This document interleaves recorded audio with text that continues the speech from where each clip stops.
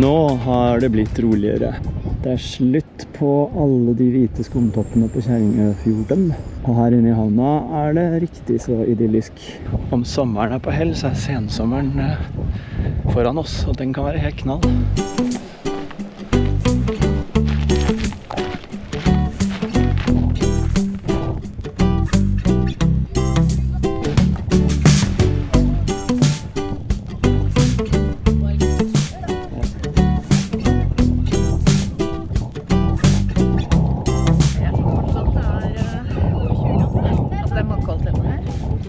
Av 10. Det er så bra.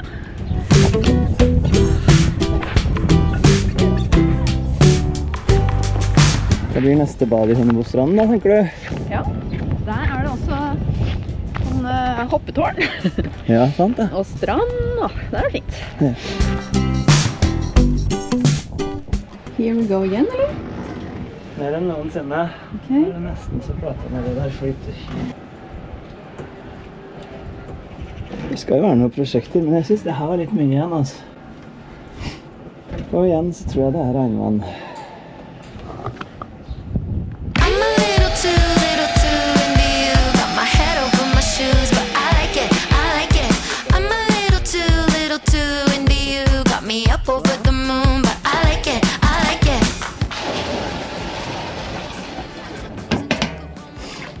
Lucky.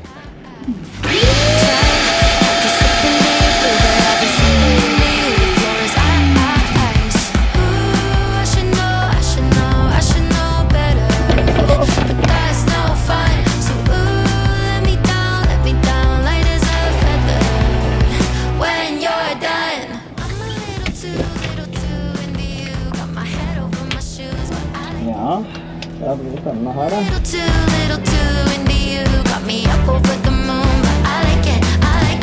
Da gjør vi følgende, vi støvsuger først, og så sjekker vi de forskjellige oljene. Ja.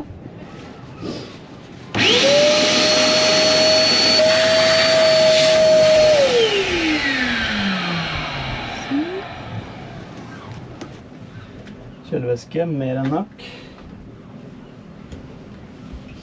Det er ikke noen endring siden Skagen på den rødolja. Så den er check.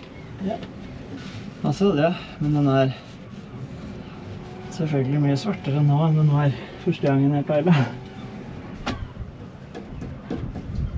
Den også, masse drevolje. Det er sånn peilepinne borti på andre siden her også? Ja. Det er to til samme. Ja, skal man ikke da sjekke begge? Nei. Den ene er satt på for at den skal være enklere å få tak i, da det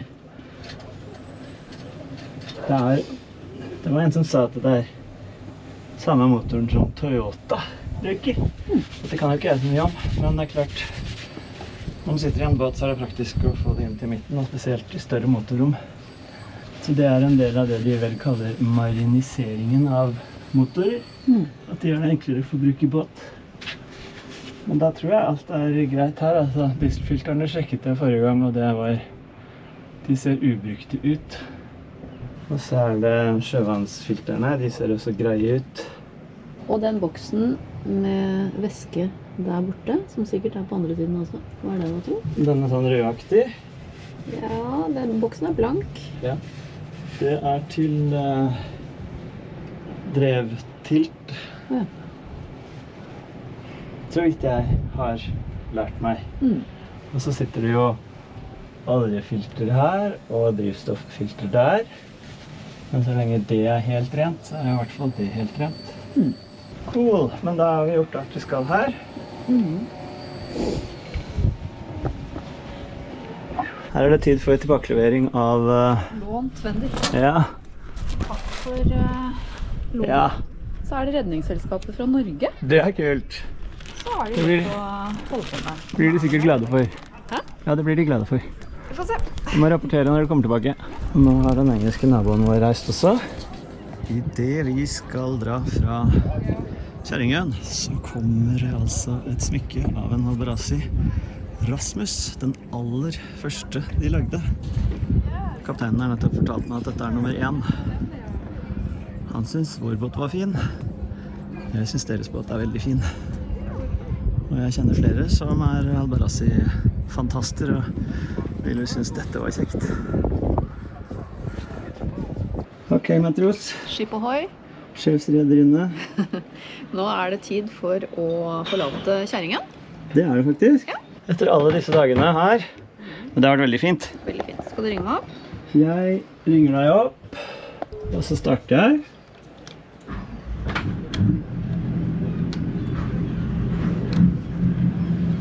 Nå har vi fått en ny venn på kjæringen.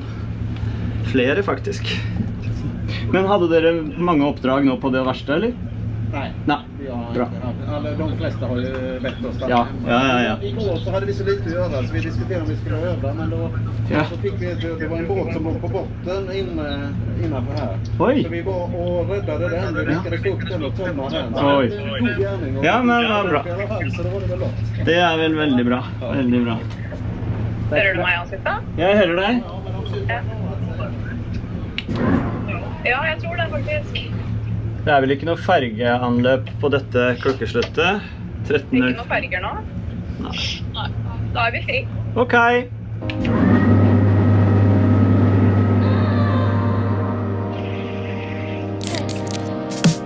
On me, on my, he's loving my tan lines. Cool breeze, just right. All the boys are looking fine. My kind of Ha det, kos deg. everyone's sipping something fine. On me, on my, he's loving my tan lines. Ha det bra, kjæringen. Fantastiske kjæringen. You want it right now, baby. You looking wild. Det alltid så hyggelig her, og så hyggelige mennesker, og så fint sted. Take a you want my icy. Nå kommer det nok noen som skal ligge på Rasmus, den første Albarrassi, hvis vi kan gå inn der. It's so sweet. K-I-S-S-I-N-G. At the beach, just you and me. Summer loving. Tell me something. Then it's up to Malibu. 19 shots of 42. Summer loving. Cause it's so in the air. It's in my hair. On me, on my. He's loving my tan. Når vi kommer ut fra havna i kjæringen, så det et nordmerke der. Ikke engang fergen går nord for den. Men jeg tenkte vi skulle gjøre det i dag. Se så stille det i forhold til de bildene vi har av Kjæringøfjorden på tirsdag og veldig deilig onsdag. at noen skrudde av den vifta. Ja, det liker vi. Hun der Floris, hun har vært utrolig irritert. Ja, forbanna rett og slett. Mye guff inni seg. Ja. Da vi til sjøs og setter kursen mot Smøgen, kikker vi. Og så kanskje det blir denne på stranden.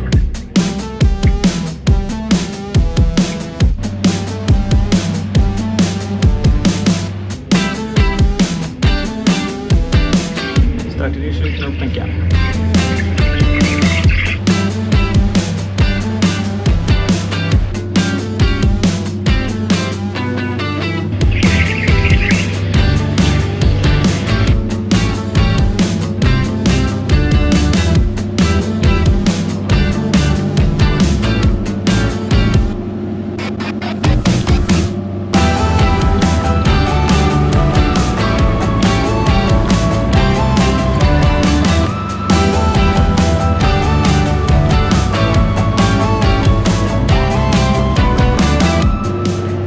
Som dere vet, så jo jeg litt analog. Så nå skal jeg vise på vanlig sjøfart hvor vi skal gå. Nå har vi akkurat gått fra kjæringen. Så tar vi anbefalt led inn her og opp langs Hermanø forbi Gullholmen og videre oppover her, som jeg går til kart nummer 19. Som her. Så når vi kommer ut fra Gullholmen, så går vi forbi Grunnsund og oppover Droppefiskebekk-Kiel og Lysekil, men fortsetter videre oppover. Og så skal vi opp og ha Malmøen vest for oss. Da kommer vi opp her. Da er vi plutselig mot Leden. Skal videre bort hit.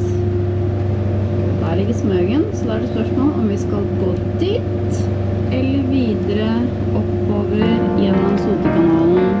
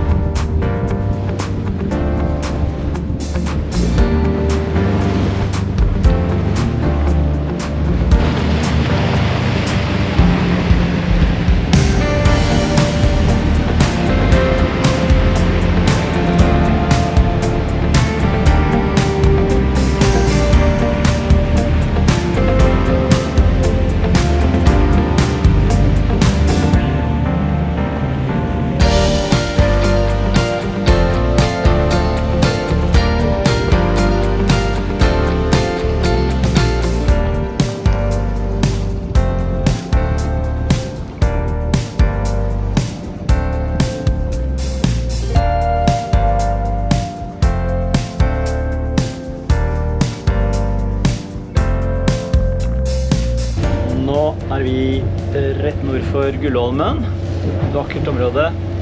Her kommer vi ut i åpent hav, og da merker vi med en gang at det er noe gammel sjø igjen.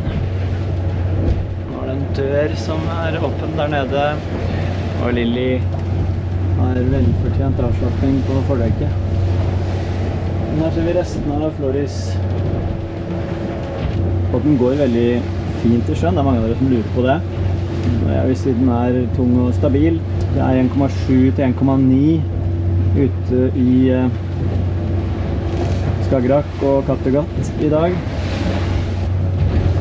Jeg synes den er veldig cool cut der ute i forhold til at den vet alle tingene her inne går veggimellom. Men den fotograferer jo.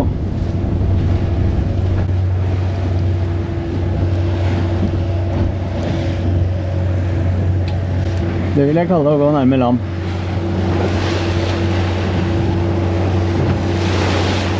Og der borte har vi Lysekil kirke i det fjerne. En av de store og fine byene på vestkysten. Nordre vestkysten. Jeg er så utrolig glad for at vi fikk besøkt både Varberg, Falkenberg, Halmstad, Båstad og Torekov. Hvorfor ikke å glemme Skalkroken? Men det er jo ikke noe by. Syd for Göteborg, det er sommerens høydepunkt.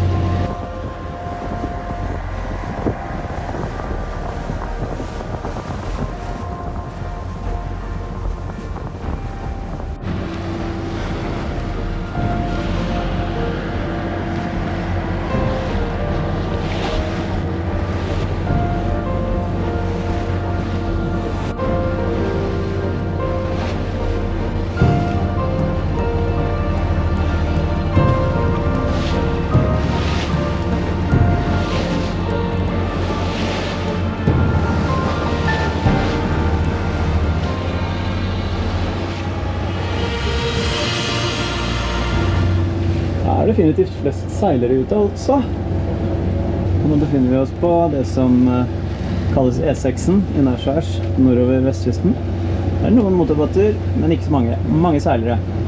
Og da er det jo greit å være oppmerksom på at for seilbåter skal motorbåter generelt vike. Men det er hvis det er fremdrift for seil de driver med. Hvis motoren går, så er seilbåten en motorbåt. Og da mister den privilegiene sine om at motorbåter har vikeplikt for dem uansett hvilken retning de kommer inn fra. Og ikke nok med det, hvis du er seiler og velger å gå med seilet oppe og motoren i gang på en gang, så skal du også gi et signal ved å heise opp en kjegleformet gjenstand som peker nedover i masta di.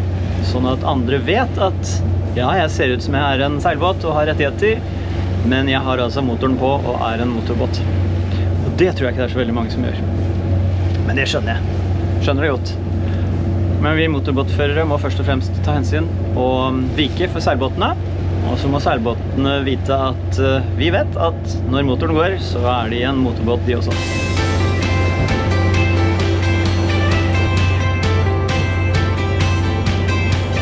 Jeg anser det som veldig lite sannsynlig at dansken der for eksempel er en seilbåt i dag. Rett mot vinden i veldig god fart. Da er det et sikkert tips å finne ut av hvor eksos og kjølevann kommer ut hen. På den måten så kan du jo se om motoren går. Her er vi ved kabelfergen over til Bohusmalmen. Og da må man passere fergen på 200 meters avstand, står det. Det er den avstanden de mener er sikker, med hensyn til vaieren som jo henger fra båten og ned i vannet. Jeg vet ikke om det går an å se på videoen, men du ser vaieren stikke ned under døven på båten der. Så den trekkes over dette sundet her hele tiden. Seilbåten der var ganske frisk i farta, og så skjønte den plutselig at opps, dette går ikke. Så da dro den 90 grader og kjører parallelt med vaieren. Vi skal den veien der, så vi bare legger ned hastigheten litt, og så blir vi liggende på denne kursen til fergen er fremme. Så kan vi krysse over, for da har vaieren sunket. Nå er vi forbi Fisketongen. Ja. Det er et trivelig lite sted, tror vi. Vi har aldri vært der, men det ser veldig koselig ut. Vi har snakket Ny om brygge det. også. Ja, vi har snakket om det i mange, mange år. Det er gjestehavn på innsiden. Så det ser ut som et mye større sted enn det vi får inntrykk av akkurat her.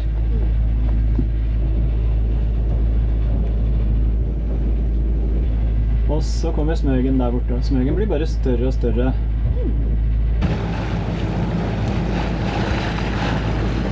Letteste måten å kjenne igjen Smøgen på er å se etter vanntårnet. Vil du til Smøgen? Nei. Det er veldig hyggelig i Smøgen, men der er det morsomst å være sammen med barna våre. Synes jeg.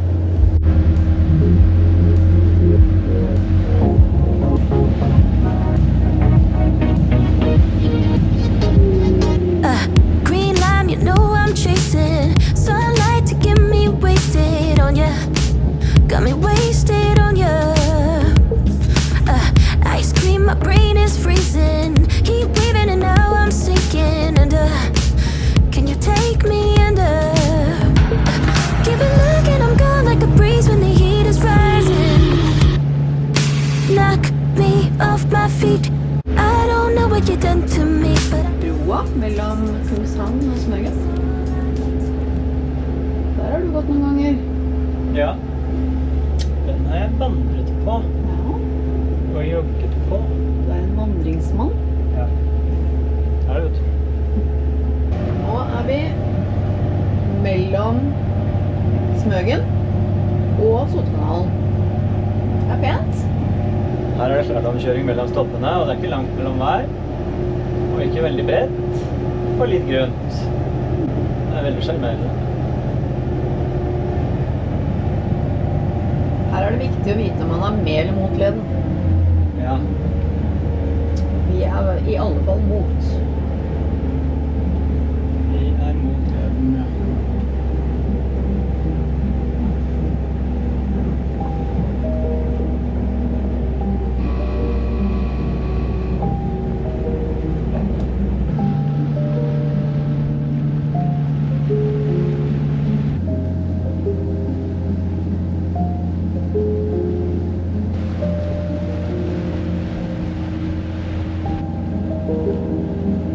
På vei inn i Sotekanalen.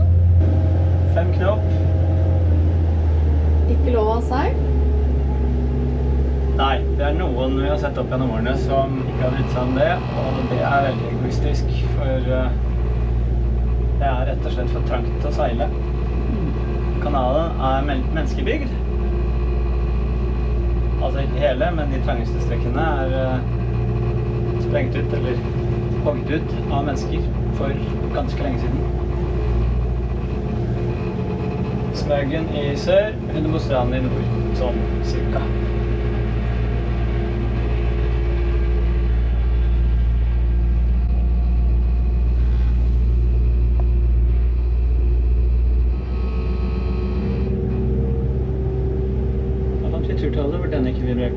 Deilig. Nå er det mye vibrering her. Nei. Vibrasjoner. Der finnes en vibrasjon til hvert turtall. Det er rart.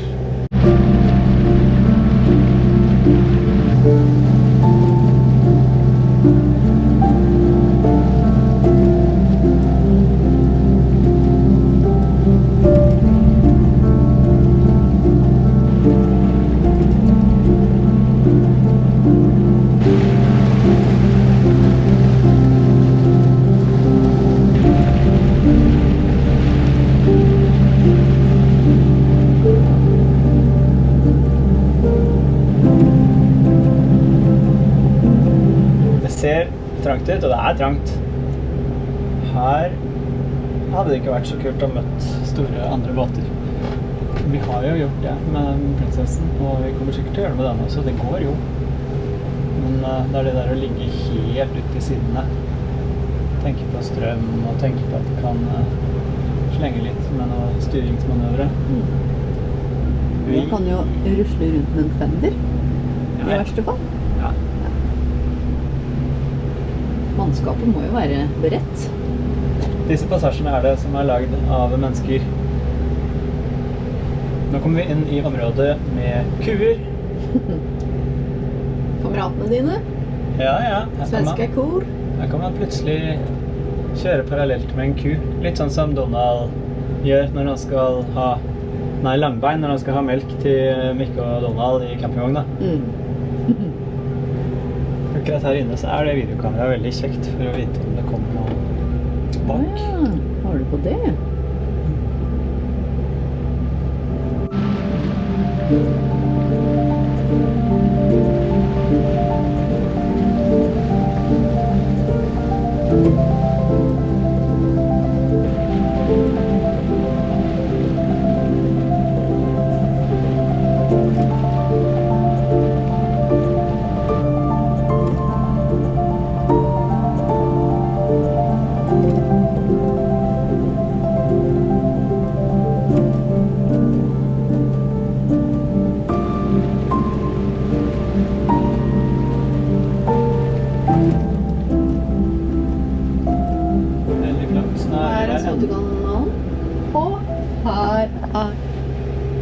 Ja, nå er vi igjennom.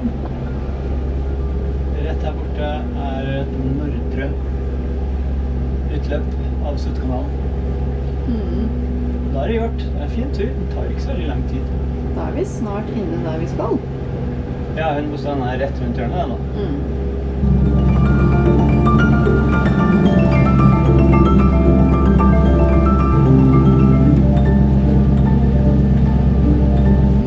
Der ligger det vi kaller baksiden av Hundebostrand. Det er ikke gjestehavn, det er marina for lykkelige båteiere i denne fine lille byen. Innseilingen er lenger nord. Og da er det to steder vi ser for oss. Det ene er inne ved restaurantene, for der er det. Oi, hva er det som ligger her? Ser du den, Lili? Hva er det? Den er skummel, ass. Er det en trestokk? Nei, det er et plastrør. Det ser ut som toppen på en fiskemerd eller noe. Hvis noen kjører på den der i høy hastighet, da er det... Ja. Jo, hva sa jeg? Jo, det er to muligheter der inne. Det ene er den store stenkaien ved Bestis Gjestis, eller hva det heter. Og det andre er inne ved restauranten, innerst i gjestehavna. Så vi stikker nesa inn og ser hva det kan bli til. Så tar vi det derfra. Det er så hyggelig å gå rundt Gjørans ø. Der er det en sånn fin vandreled bygd opp med brygger langs vannet, og til og med soleplattformer, og de har gjort det så fint. Ja, badeplassen min, der har jeg også hatt for vane å bade. En gang. Da er vi på vei inn i Hundebostrand gjestehavn. Hvor langt har du kommet, Lili? Jeg har en 15 foran og kanskje en 30 foran. Ja. Ja, den steinbrygga der inne er ikke aktuelt, for der er det bare dockspot sånt skilt med fortøyning med dregg, det skal vi ingen av delene. Spørsmål om hvordan det på innsiden der som flybridgen ligger. Da ble det en knallfin plass igjen. Longside. Rett på utsiden Perssons på kaien. Brygga er ikke lang nok, men det går fint.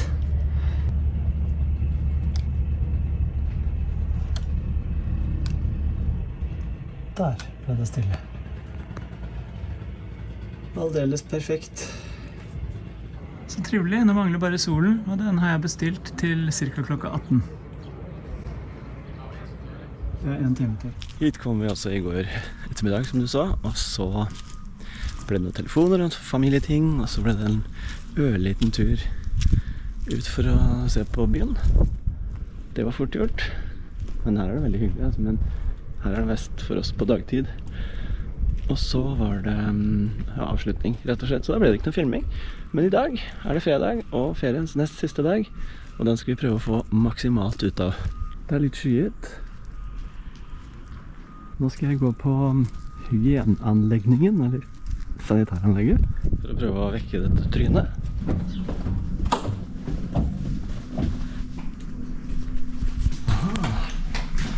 Ja, så her er det.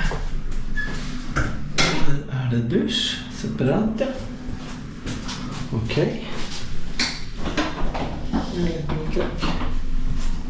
Det er fint. Ja, dem finnes det 3 av, så er det toaletter her borte.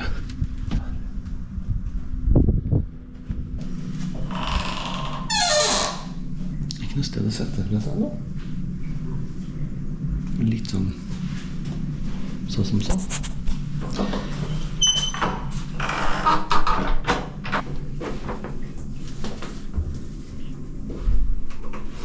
Det gikk jo fint. Så pleier jeg å være sånn euforisk fornøyd stort sett i disse sanitaranleggene, fordi jeg koser meg så fælt. Men her var det ikke helt tipptopp. Det var ordentlig. Fikk ikke inntrykk av at det var helt 100% rent. Ikke noe gærent. Men den dummeste tingen her var at jeg måtte pusse tenner i varmt vann. Fordi det var bare 1 knapp til å starte vannet med. Og den var blå, og det betyr vel kaldt, men så har sikkert noen ment at den måtte være rød. Slik at man kan vaske hendene i varmt vann, men da må du pusse tennene i varmt vann også.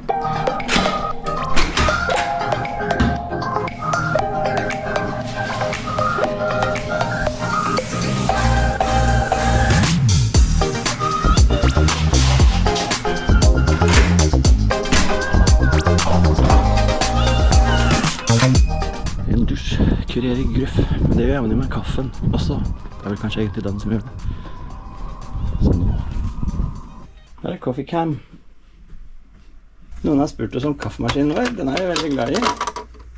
Den tror jeg faktisk vi fikk i en sånn kampanje for en maskin vi har hjemme på kjøkkenet. Så hvis man kjøpte så mange kaffeampuller, så fikk man en Nespresso Pop. Den finner jeg i båten. Den har plassen sin her borte i hjørnet, bak luka. Der, egentlig. Men jeg måtte fylle på vann, så da tok jeg den fram.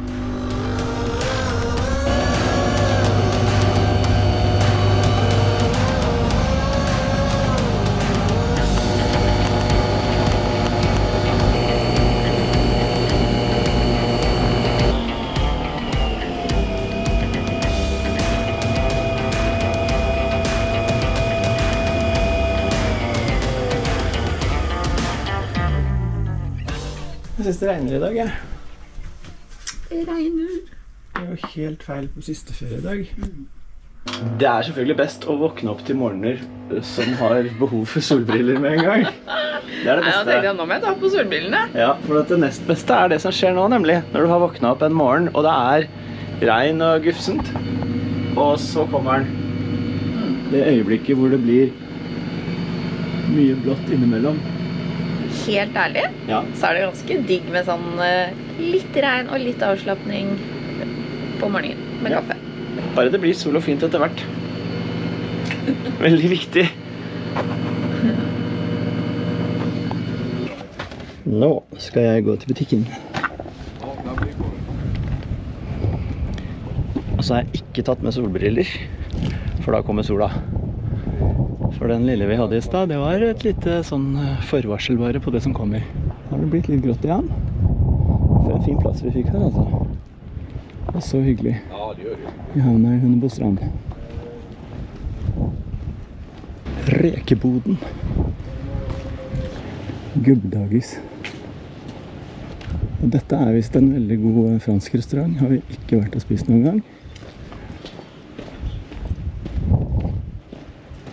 Det som er litt tungvint når man skal ha dagligvare, er at den ligger et stykke unna. Da må vi opp bakken og ut av selve havnebyen. Der er det koselig. Når man er langs svenskekysten noen dager ut i august, så er det 50% på alt. For da har svenskene sluttet sin fellesferie, og så er det litt for mye på lager som må ut, fordi at det stort sett er sommerbutikker. Her er kanten, her er det alltid liv. Og så kommer vi til fiskeaffæren. Den er bare lekker. I år har de også uteservering, Henriks Sjøkro. Jeg tror jeg har gått en omvei. Vi får se. Men jeg tror fremdeles at jeg er på en omvei.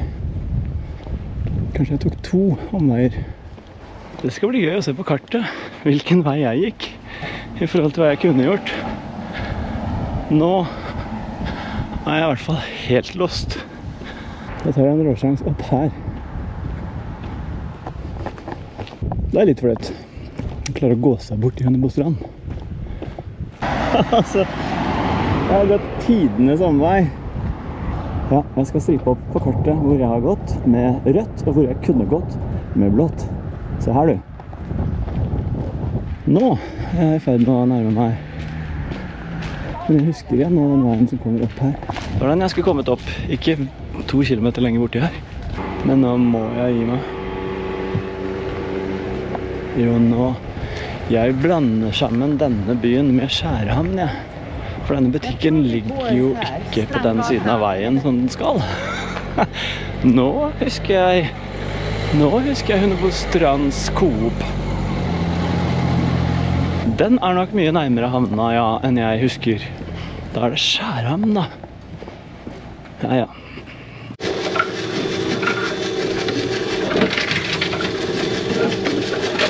Da handler vi. Handling i boks. Og nå, mer sol. Nå skal vi prøve korteste veien mellom Coop og havna. Det skal bli spennende. Det er sikkert fort gjort.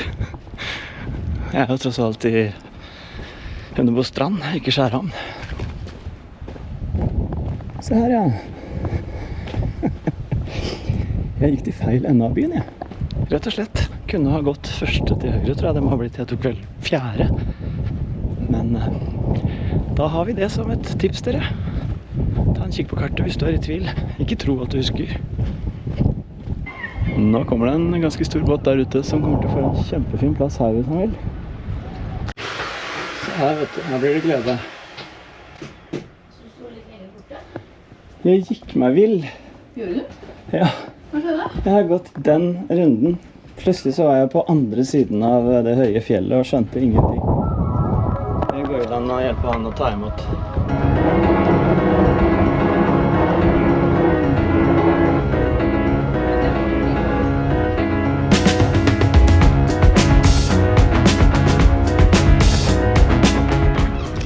Klokka er 3 minutter på 1. Jeg har blitt lovet solskinn klokka 1. Foreløpig ser det ikke helt sannsynlig ut.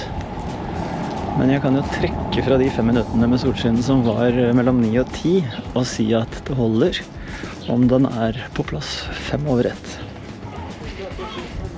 Jeg er ganske streng når det kommer til vær. Og spesielt på den siste hele dagen av ferien. Det hadde vært veldig hyggelig med litt sol nå. Litt sol.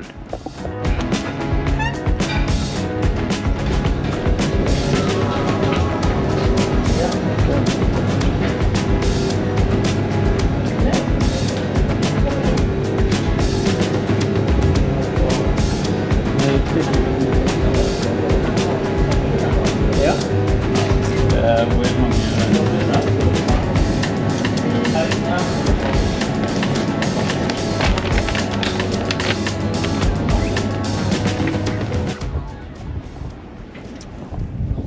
Nå kommer solen altså i grevens time.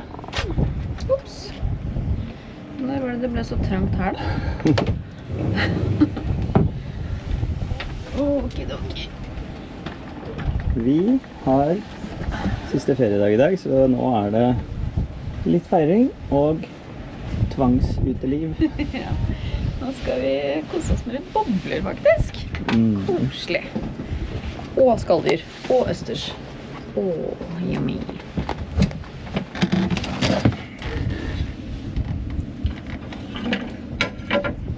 Ja, vi har litt mye glass her, så blåser det over ende. Det er min teori, da. Jeg vet ikke om det er logisk. Skål! Skål, kjæresten min. Takk for at du har ordnet så fint. Bare hyggelig. Takk for at du har slått følge. Bli med videre.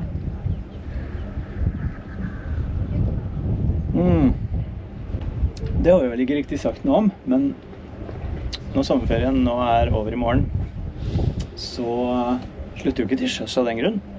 Vi fortsetter jo. Ja, vi har jo masse vi skal. Vi skal jo lyse etter krabber, og vi skal sikkert ut med stedet på mange områder, i tillegg til te.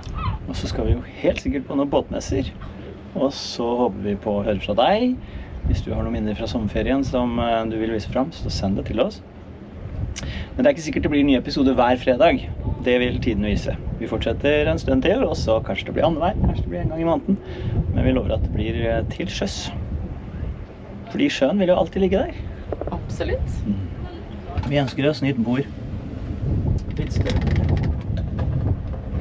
Supert, det som Jan har hånda. Jeg har masse glede av det. Ta den og filme når jeg hogger meg selv i hånda. Dette er sikkert noen som har mye bedre tek på enn meg, men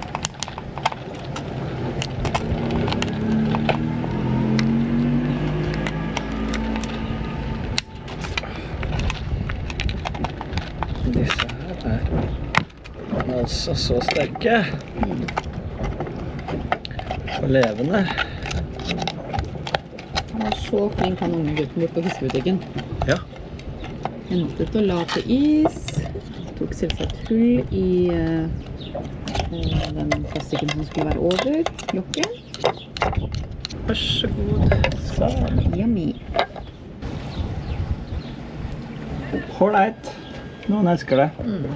Noen hater det. Vi koser oss. Ja. Oi, oi, oi. Vi tar bølger samtidig.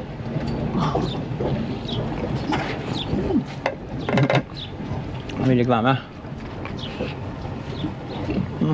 Ja, det var godt. Kåre Krabbe med familie. Ja.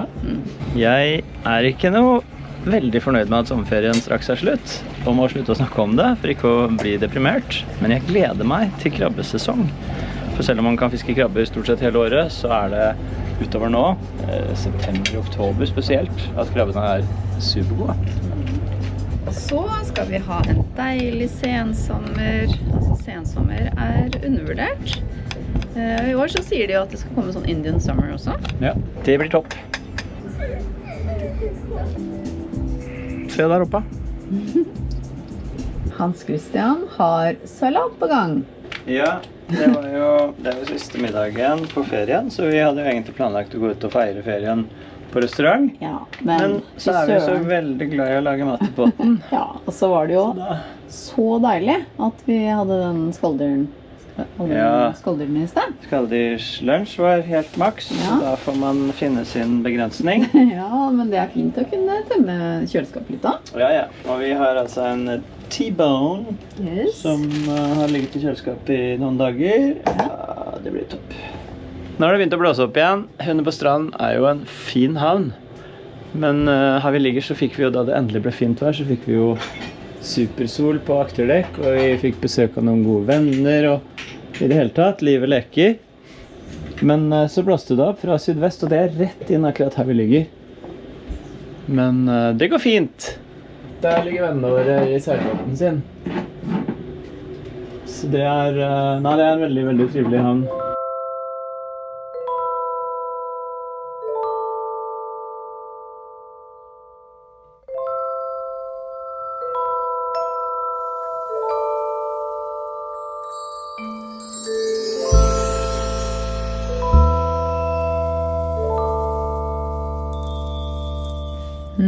Kaffetid.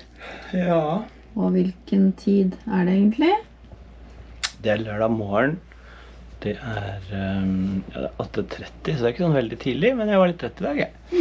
Og så er det en sånn rar dag, fordi det er siste dagen på ferien. Nå skal vi kjøre hjem i brygga, legge båten der. Og da er det masse greier som venter.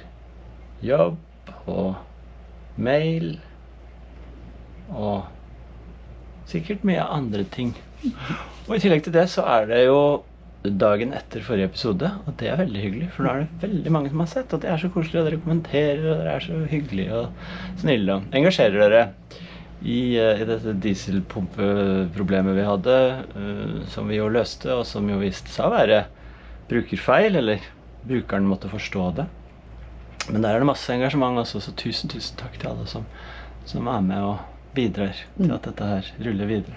Vi er klare for fralegging på siste dag på sommerferien, så nå starter vi opp. Babord er startet. Styrbord er startet. Lilje er klar. Jeg hører deg ikke. I'm ready. Der har vi det. Supert. Det er førsteklasses, verdens beste mannskap. Da kan vi bare... Vi har vel litt plass bak, men ikke så veldig mye.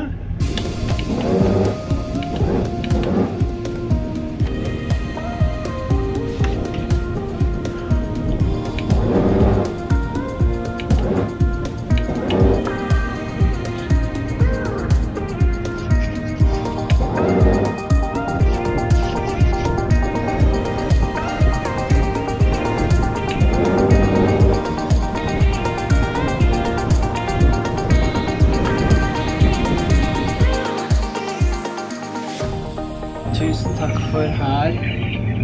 Hundebostrand, et veldig fint sted. Ja, her er det kjempefint.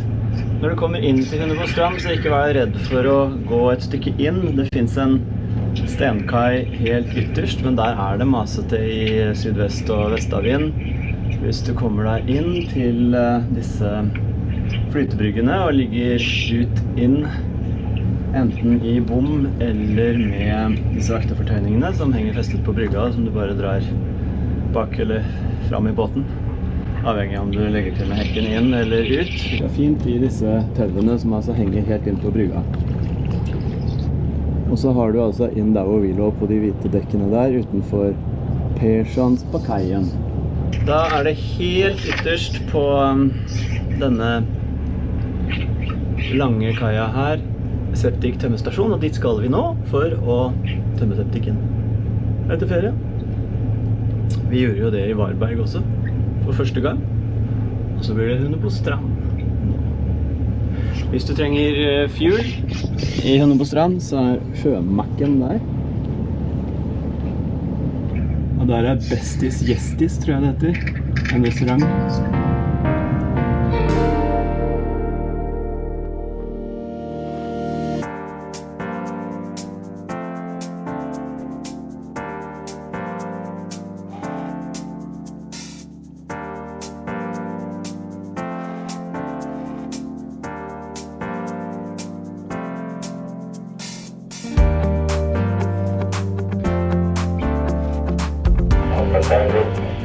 Anrop, här kallas på radio med väderprognosen för Hallands väderö till Nordkoster, Vänern och Vättern. Till Nordkoster, Vänern och Vättern.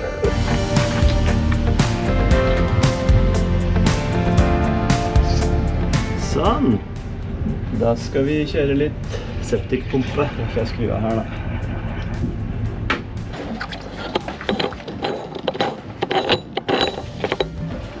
Naboen vår der inne synes vi hadde så kule fendertrekk. En for Kjøkøy. Det har vi jo. Ja. Ok. Jeg tror kanskje den var ned ovenfra, ja. Sånn. Samarbeid, dette blir noe gøy.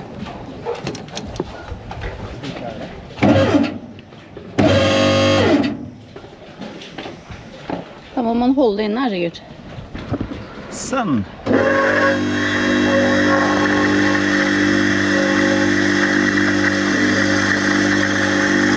Da har har vi nådd punktet der det ikke kommer noe mer i glasset. Så da har jeg stengt den igjen, og så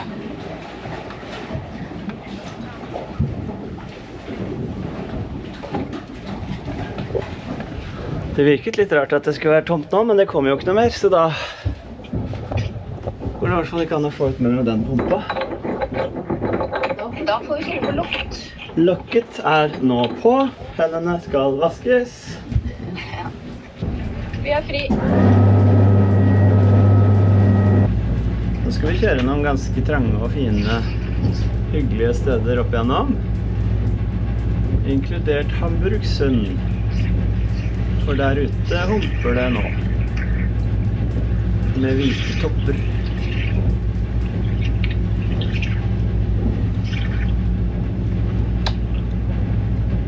Der er hoppetårnet mitt da. Lillys stupetårn, det er mye mer enn 2, 3, 4 og 5 meter. Der er det 10 meter også, ja.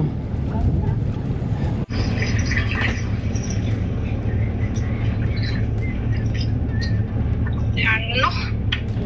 Ok, da er vi klare for å finne marsfart da. Alt er tatt inn, og vi skal snirkle oss opp gjennom Bestkysten fra Hunnebostrand til Kjøkøy. En fin tur. Aksopar som ligger der. Ja, jeg ser det. Ja, Aksopar 28. Sikkert en hyttebåt.